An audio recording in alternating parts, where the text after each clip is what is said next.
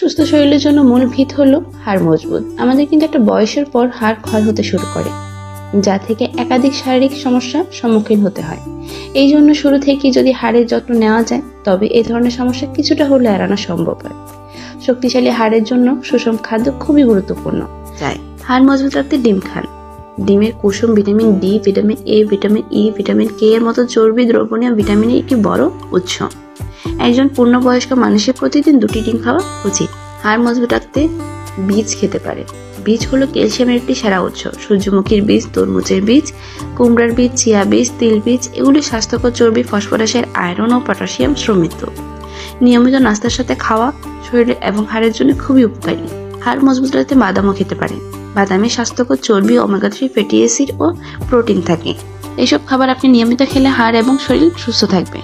আজকের ভিডিওটি এই পর্যন্তই। দেখা হচ্ছে পরবর্তী এমন কোনো ভিডিও নিয়ে।